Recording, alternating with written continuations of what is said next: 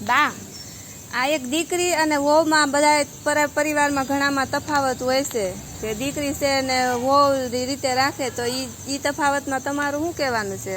મારી દીકરી છે ને એ વહુ તરીકે નથી રખાતી અને વહુ દીકરી તરીકેની. દીકરીના માવતરે એને નાનપણમાંથી ઉછેરીને મોટી કરી હોય, મોટી કરીને આપણી ઘેરે 20 વર્ષની કરીને આપણા હાથમાં સોંપી હોય, તો એ દીકરીને જેવી આપણી દીકરી હોય એમ જ રાખવાની હોય. આપણી દીકરી આપણને કેટલી વાલી લાગે છે અને આપણી દીકરીને કોઈ પણ કાંઈ કહે તો આપણો કેટલો જીવ બળે છે. તો એ દીકરી એના માવતરની દીકરી છે. હા, વહુ તરીકે નથી રખાતી, હા કામવાળી તરીકે નથી રાખતી. એને જિંદગી જીવવાનો હક છે. એને એ દીકરી આપણી ઘેરે આવે, આપણા ઘરની લક્ષ્મી બનીને આવે છે.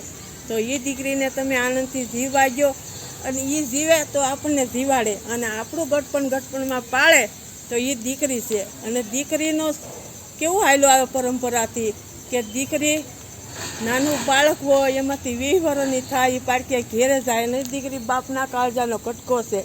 એ દીકરીને વળાવે એટલે એ માવતરને કેટલું દખ લાગે. આપણી દીકરી વળે તો આપણે કેટલું દખ લાગે, એવું જ એ દીકરીને માવતરને દખ લાગે. અને દીકરીનું જીવન એવું છે, રાજ રાણી હોય, રાજવળું હોય, પણ એ દીકરીને પારકે ઘેરે મોકલવી જ પડે છે. પારકી દીકરી આપણી ઘેરે ને આપણી દીકરી પારકે ઘેરે. પરંપરાથી આવેલું આવે છે. ગૌઢાના ગઢિયાએ આ રિવાજ કરી રાખ્યો છે મારી.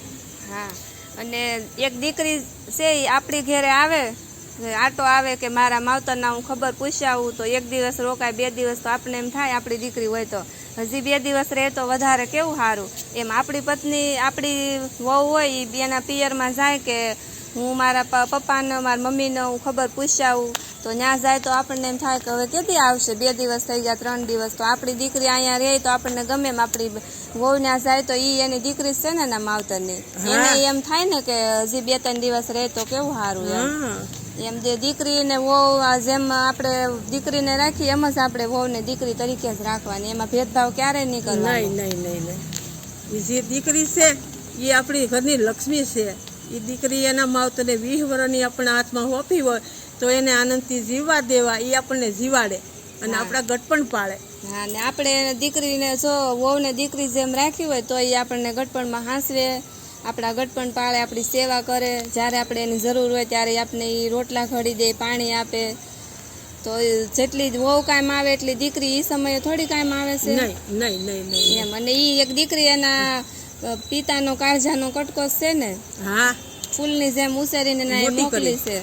તો એની વિદાય વખતે એને કેટલી કષ્ટી પડી હોય. એમ આપણા જે ઘરમાં વહુ દીકરી વહુ બનીને આવે છે તો એને એટલું જ થયું હોય. હા, તો દીકરી જે વહુ છે એને હાંસવાની વહુની ફરજ છે, હાહુને હાંસવાની હાહુની ફરજ છે વહુને હાંસવાની. હાહુ જો માં થઈને જાય ને એટલે વહુ છે એ દીકરી થઈને જવાની જ છે, એમાં કોઈ ફેર જ નથી. હા, એ વાત સાચી છે તમારી. હા, તો જો મારો આ વિડીયો સારો લાગ્યો તો લાઈક કરજો, શેર કરજો, ચેનલને સબસ્ક્રાઈબ કરજો. અને આ દીકરી અને વહુનો વિડીયો તમને જો સારો લાગે તો કોમેન્ટ જરૂરથી કરજો. સીતારામ, જય માતાજી. ફરી મળશું.